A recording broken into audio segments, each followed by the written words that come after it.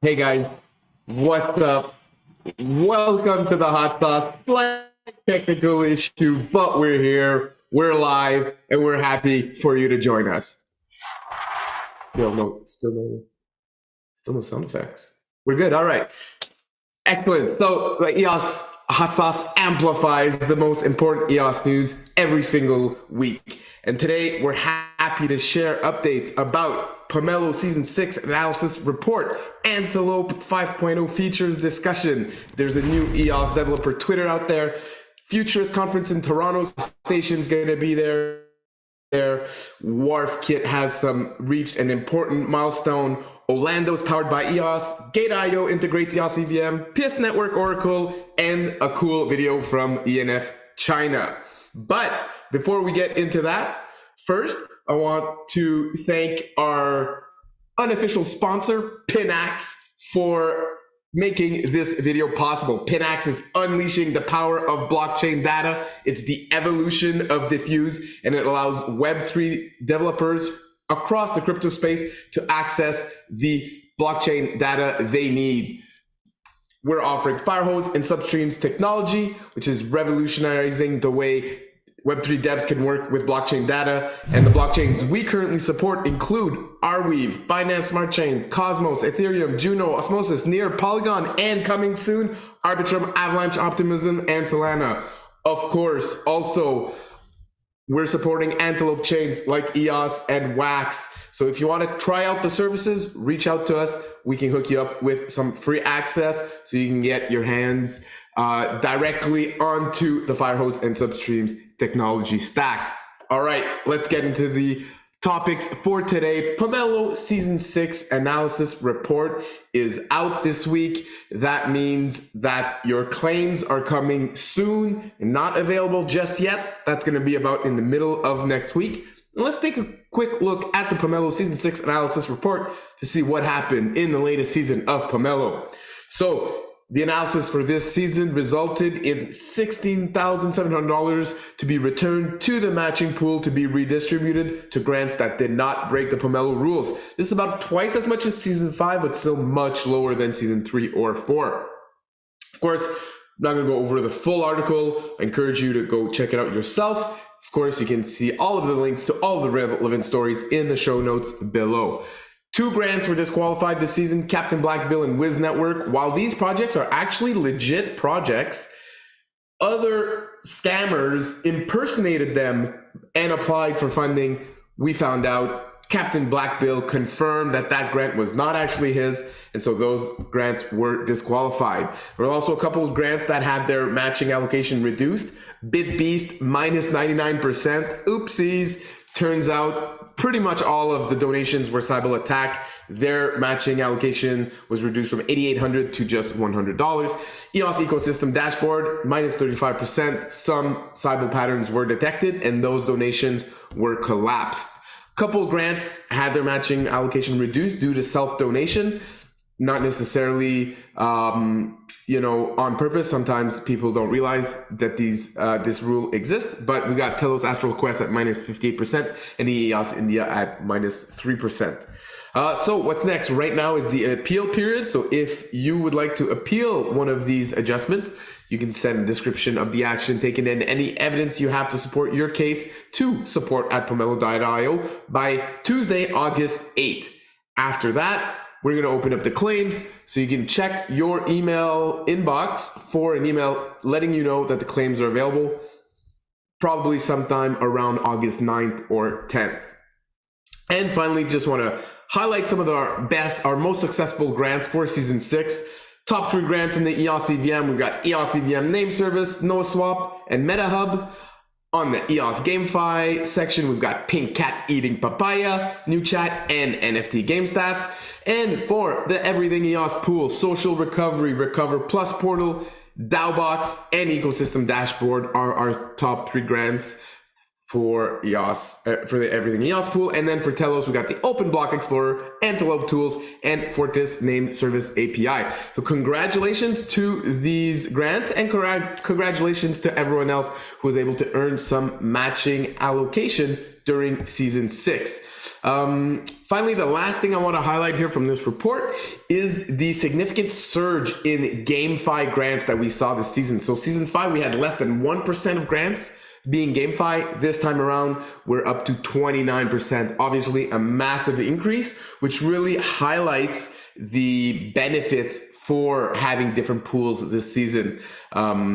I know some of you were a bit confused. Some of you gave great feedback about how you'd like to see this pool system improved. But for me, you know, being able to correctly incentivize specific types of grant that the matching partners thinks are important for their ecosystems, I think is very valuable, and we can see that effect here in the GameFi surge. We got some other stats here, geographical location, the types of grants, all that stuff, and so I encourage you to check that out if you want to learn more. All right. Live EOS HotSauce giveaways are back. So we're trying something new today. It's the first time we're trying it. We're trying it live on air. So let's see if this works. Basically, during the show, you can sign up for the giveaway by chatting in the live chat, typing $ register space and then your EOS account name. So go ahead, type in the live chat, register your EOS account, and you'll earn yourself a party cracker NFT. Here, I was doing a couple of tests this week and opened a bunch of party crackers by accident, actually. But we can see a nice variety of NFTs that you can find in these party crackers. We got, of course, some Pomelo NFTs here, Moon Rocks, Artifact, Diamond Fragment. We've got the classic spicy rares, highlighting some of the most important events in the EOS community every month. And then we also have less known collections. Let's say here we got porcelain china with a nice vase here. So register now. You've got during the whole live show to register. Please just register once. But if you do register twice, I think we'll be able to notice that, and you'll only get one prize anyways. So there you go. Hopefully that works out. Our distribution tool is still not back up and running 100%. So there may be a small delay for us to send out these party crackers, but check out your accounts over the next week and you'll see those prizes there. All right, moving on to our next story. Leap 5.0 has been announced. We talked about this a bit earlier. I'm bringing it up again because it is a huge upgrade. It's going to be activated on the network in early December. And between now and then, we'll be talking a lot about the features this is bringing and the new potential that the network will have with this new upgrade. So there's, of course, the blog post that was published a couple of weeks ago on the EOS Network Foundation website. And most recently, this week on the fireside, we had not only Gnome, but also Areg from the ENF, the top 2 devs that have been working on this upgrade. They were joining us on the fireside. They talked for about an hour, all things Leap 5.0. To be honest, a lot of it is above my pay grade, although still very interesting from what I understood. So I'm just going to leave it there. I'm going to encourage you guys to go check out that conversation if you're really interested in learning more. It is about 50-minute segment, so it's fairly long. Or you can wait a bit. There's going to be more content coming out over the next couple of weeks and months where there's just going to be more content about Leap 5.0. And some of it is hopefully going to be more digestible for non-technical people like myself. So there you go. With some Leap 5.0 updates. All right, moving on here to a new Twitter account that's going to be managed by the ENF. We had Nathan James on the fireside talking to us a bit about it. He's helping out with the account. A couple other people at the ENF that are going to be helping out managing this account at Build on EOS. Let's give them some followers. Let's give them some likes and some retweets. There's actually a contest going on. If I can find it here on the next tab, there we go. There's a Gleam contest. You can win some EOS. Follow, retweet, like, tag friends. You know the drill. get in there, earn some EOS, and let's pump that build on EOS Twitter account. All right, next up, Blockchain Futurist Conference in Toronto coming up next week, the week before, something like that, within the next 2 weeks starting. And the ENF is going to be there. EOS Nation is going to be there. We're probably going to be sending actually people from our Pinax team. So if you see us, we're probably going to be decked out in some new Pinax swag. So definitely reach out to me. Daniel from EOS Nation is going to be there. A couple other people from our team is going to be there. We've got Liam, Laura, that's going to be there from the ENF. Laura's actually going to be on a panel for women in Web3 out there at the Futurist Conference. So that's nice. And yeah, so it's going to be great to meet up with the EOS community that's out here around Toronto. Okay, Warf kit updates. The ports are open. Version 1 session kit, new Warf website release. So we had Aaron on the Fireside this week giving us some updates. Basically, they've been working a long time to get to this point. The warfkit.com blog website got a facelift, new blog post, and some new access for those who want to use the session kit. So a lot of technical information here. If you're a EOS developer, you're probably a bit aware of what this is all about. But basically, it's going to allow more flexibility for developers to build out more user-friendly applications on EOS. One of the things that Aaron mentioned on the Fireside was the ability for apps to request permission from an account to be able to do transactions on their behalf. So what this does is, for example, you're playing a game, you give permission to that game to do certain types of transactions, and then you don't need to confirm a transaction every time you do an action in the game that requires a blockchain confirmation. So you can give that permission to the app and then have the app, just gives a better user experience for the users. This is available on other networks, and it's nice to see this feature coming to EOS native. All right, let's keep it going. Gate.io now supports EOS EVM deposits and withdrawals. Using EOS has never been easier. So what's really nice, I think this is the largest exchange I've heard of that now supports EOS EVM directly. So there's of course the eosio.evm account address on EOS native that you can transfer your EOS from any exchange or almost any exchange to that EOS native account. You put your EOS EVM public key in the memo field, and that deposit is routed to your account.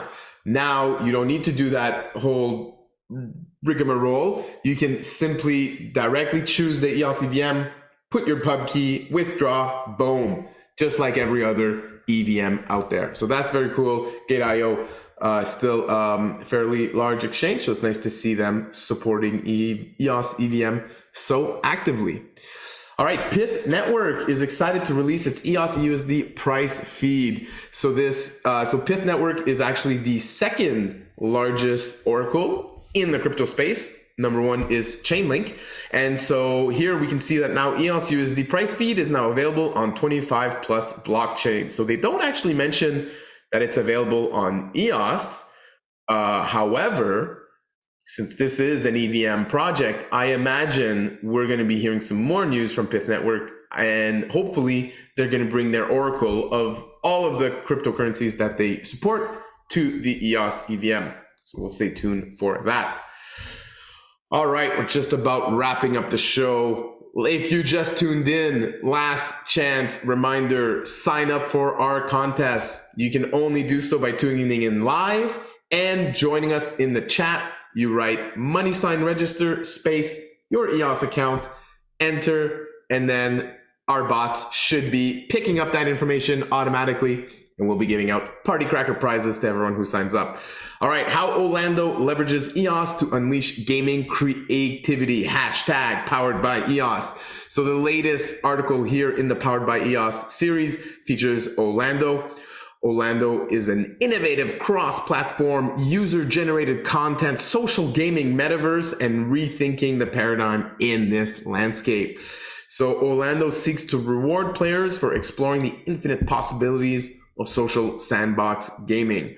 Basically, Owlando is a platform that allows users to create their own game items, create their own levels, and then get rewarded when other players of the game interact with those items. So Owlando takes pride in its user-centric design. Creators can wield their imaginations and contribute to levels, characters, or new game modes. Creators earn compensation whenever a player purchases or uses their work, and the platform hosts regular contests to reward exceptional creators. Owlando recently won 3rd place in the Web3 innovation competition organized by Water. The accolade captured industry experts' attention and validation. This amplified visibility attracts potential collaborators and underscores Owlando's potential for future growth and success. So EOS is central to Owlando's revolutionary approach to gaming. The EOS network and the EOS EVM play crucial roles in validating, protecting, and promoting the ingenuity of Owlando's users. Couple more paragraphs about the power of the EOS blockchain. And in the end, to recap, Owlando is a next generation social game builder and gaming platform that incentivizes user generated content. It harnesses the power of the EOS blockchain to protect and monetize gamers' activity. And with thousands of existing users, the platform's growth shows no sign of slowing down. Get involved, create your games, and shape the future of gaming with Owlando. Very cool project, and love to see that they are leveraging the EOS EVM for the unmatched performance that it offers. All right, we're just about done the show today, but wanted to just give a nice little tip of the hat to the ENF China team. They put out a quick 5-minute recap video of the quarterly report. And I just want to showcase how cool these virtual headset, glasses, and bunny ears look. I'm kind of jealous. I feel like I need some virtual gear for this hot sauce. Let me know what you think. Should I get some nice AR overlays on top? I think I should. Very cool. And also a lot of comments, a lot of engagement on this video. So that's very nice to see how active the Chinese community is on EOS. All right, that's going to wrap it up for today. Thank you everyone for joining us. Not sure if my soundboard works, but if it is, we're going to sign off with our music. And until next week, let's keep it spicy.